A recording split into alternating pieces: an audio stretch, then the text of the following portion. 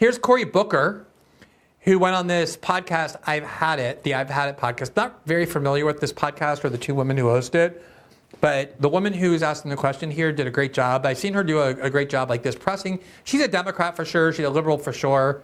She mostly like presses the Democratic Party leaders on not being, combative enough or whatever. Like she's complaining that they don't vote no on everything Trump wants, that sort of posture.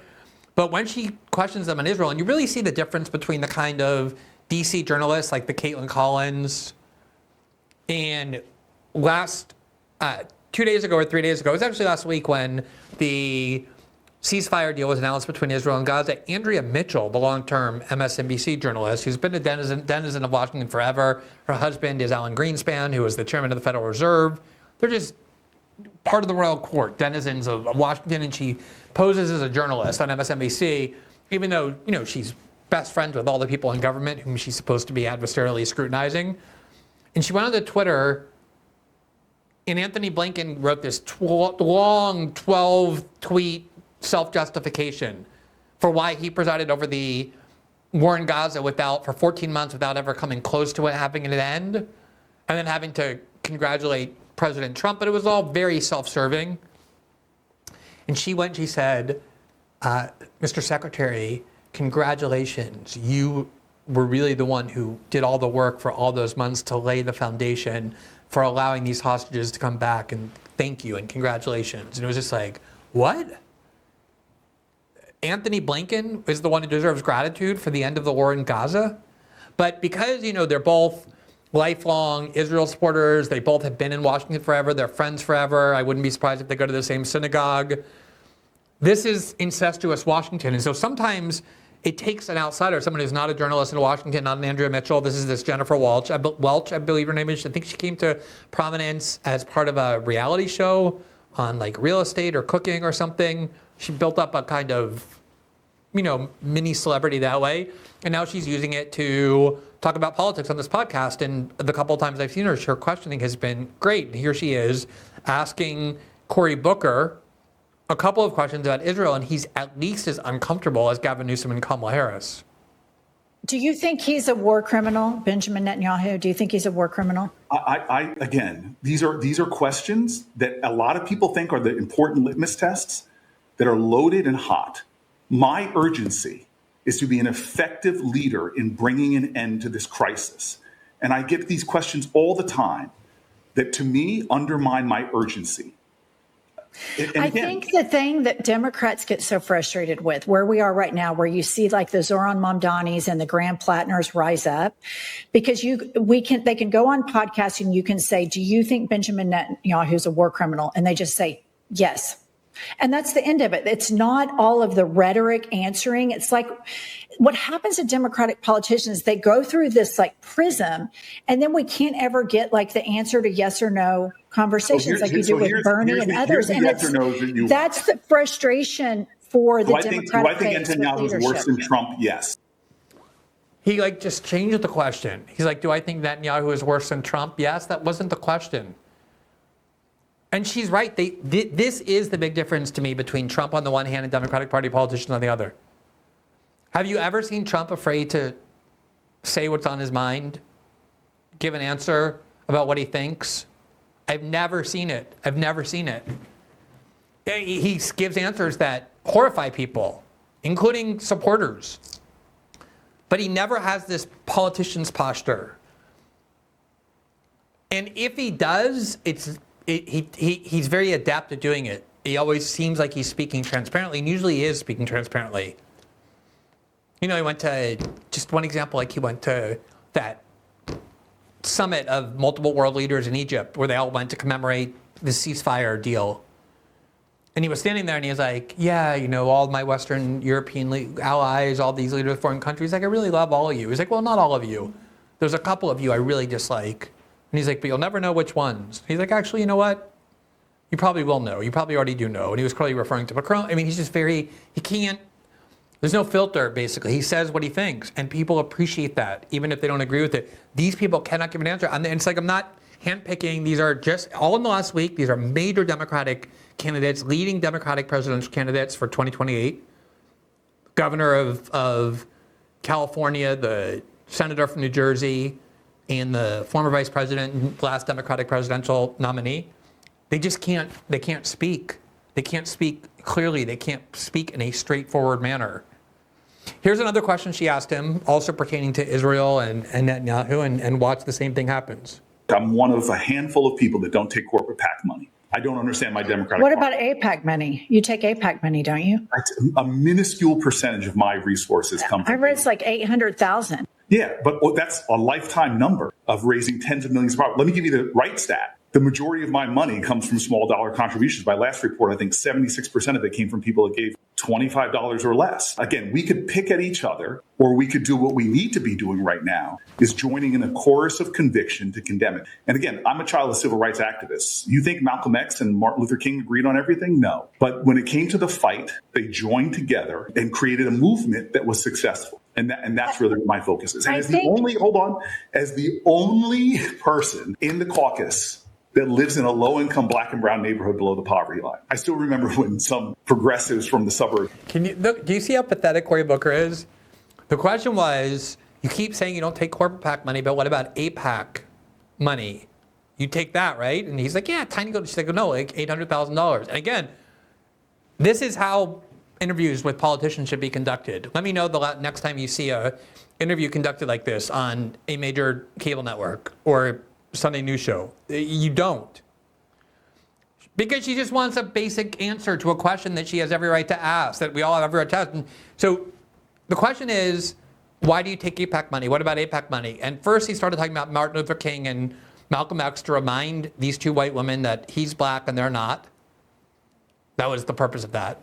And now he's talking about how he's one of the very few members of in the Congress who lives in a low-income, predominantly black and brown community. What does it have to do with AIPAC? This is all him saying, you don't understand, I'm Cory Booker, I'm one of the good ones. I'm one of the good people. Why are you nitpicking me about Netanyahu and Israel and AIPAC? Leave that alone. I'm one of the good ones. Low-income black and brown neighborhood below the poverty line. I still remember when some progressives from the suburbs came down to protest me, and they were literally chased away by my neighbors. Because we are in an urgency, every day I see it, we are in an urgency where real people are getting hurt. When I go up and down in New Jersey, they don't care. Do you see the subtext here? He's saying, look, a bunch of white progressives like you ladies came to my neighborhood to protest me, and the black and brown people in my neighborhood drove them out because we understand what the real issues are. It's not Israel. I'm going to keep sending billions to Israel. It's not AIPAC. I'm going to keep taking huge amounts of money from AIPAC. It's not wars. It's whatever, racism or immigration or whatever he's trying to imply is the real issue that they should be asking about, so they don't ask him about AIPAC and Netanyahu. So incredibly manipulative, so transparently manipulative, what he's up to.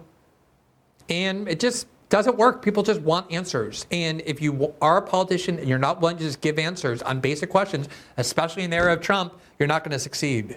About the fact that I took 1% of my money from some group. They care about, what are you doing to restore my health care? I think the Democratic base feels like there is a disconnect. We hear you, like when you did your 25-hour speech, I was like, go, Cory. I love this. That is amazing. And then there's a photo shoot with you with Benjamin Netanyahu. And I was just like, what in the actual fuck? Like, how can he do that? It was heartbreaking. I felt betrayed. Yeah, and hang on. And that doesn't just happen in an echo chamber. Democrats like you, where the base, we should make each other better. It's not a purity test. We want credible messengers. Because when we are down the middle, beholden to corporate interests, we leave this vacuum, and that's how fascism has flourished. For myself and a lot of our listeners, when I saw the picture with Benjamin Netanyahu, I felt like it diminished your 25 hours. That's how it felt to me. Now, this is also dumb and naive because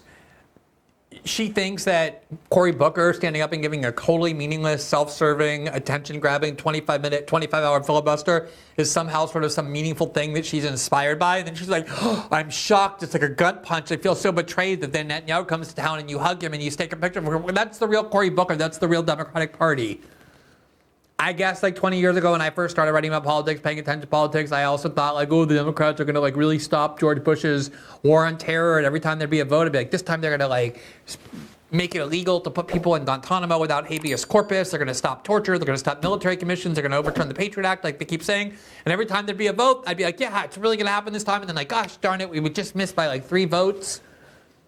And then I just realized that's what the Democratic Party is. It's not, the Democratic Party is not the thing they want you to think it is, and they just like don't have quite enough spunk. This is who the Democratic Party is. This is who they're beholden to. It's who pays them. It's who funds them. It's the ideology they recruit. Look in Maine right now. There's Susan Collins, who's been in Congress since like 1932. She's like 171 years old. She's like in her 15th term of the Senate. She's seeking re-election, of course. These people do not like let go of that clutch on power. Mitch McConnell, who's 83, actually just fell down today. Was walking, didn't trip or anything, just fell. You're going to have to, like Dianne Feinstein, he's going to be carted out dead from the Senate. These people don't give up power. And so here you have Susan Collins. She always wins in Maine. Like, she's that like kind of like, yeah, I'm a Republican, but like one of the reasonable ones. Everyone like Maine's like, yeah, that's what we need, more of whatever.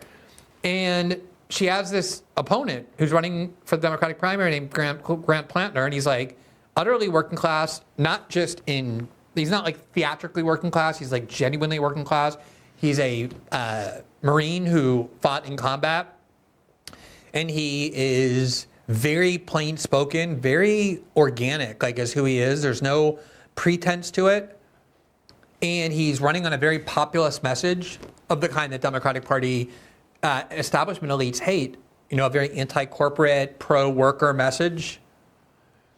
And they are petrified that he is going to be able to become the face of the party like Zoran Mamdani is. And so they just recruited this 77-year-old woman who I think her name is Janet Mills or something. She's the governor of Maine. She's 77. She's like the most boring, standard Democratic establishment candidate possible. They want it to be a race between, 118-year-old Susan Collins running for her 13th term versus like 80-year-old Janet Mills, who's going to be the oldest ever first-time senator if she wins. How exciting! When they have this like very exciting candidate, because the Democratic Party has to maintain this establishment, corporatist, militaristic personality and ethos, because that's who their donor base is. That's what they've constructed themselves for decades to be ever since Bill Clinton emerged. And if you don't know that about the Democratic Party, your understanding of politics is very unsophisticated, even if it's well-intentioned. But there is a real pressure on these Democrats, which is why they're just so torn now. To the point where here's Seth Moulton. He's a very kind of center-right part of the Democratic Party, conservative, from a pretty conservative Massachusetts district. He's always one of those types who's just always, castigating the Democratic Party for being too far to the left on cultural issues, economic issues. And he wants to challenge Ed Markey, the incumbent senator from Massachusetts. I believe he's seeking his 3rd term. He's definitely in his 70s, maybe even closer to 80. Seth Moulton is young. But Ed Markey is more to the left, more populist. Seth Moulton is much more centrist. I really don't care who wins. But in any event, Seth Moulton came out today and said this, and the reason this is so surprising is because he's never been a politician who would say something like this. Quote, I am returning AIPAC donations and I'm refusing to accept any donations or support from them. The FEC filing I made yesterday reflects that we are returning donations. And then here's part of the statement that he issued as well. I'm cautiously optimistic that the recent breakthrough in Gaza will move us closer to ending the horrific violence in the region. A political resolution that allows Israelis and Palestinians to live side by side in peace is exactly the kind of framework I've been calling for from the beginning. I support Israel's right to exist, but I've also never been afraid to disagree openly with AIPAC when I believe they're wrong. In recent years, they've aligned themselves too closely with Netanyahu. Now, why is Seth Moulton doing that? Obviously, it's completely uncharacteristic of him, but he wants to run in the Democratic Party primary. And he knows, as I said earlier, that you cannot run in the Democratic Party primary and win if you're closely aligned with Israel. So this is him paying some attention to voter pressure. And this is what I had Professor John Mearsheimer on my show earlier this week, who said, look, the elites are never going to change. The bipartisan political class in Washington is going to remain steadfastly pro-war, steadfastly pro-Israel. But at some point, this public opinion, the more it grows, the more it intensifies, is going to put pressure on them, real pressure on them to change. And that's the only reason you're seeing this. Thanks for watching this clip from System Update, our live show that airs every Monday through Friday at 7 p.m. Eastern exclusively on Rumble. You can catch the full nightly shows live or view the backlog of episodes for free on our Rumble page.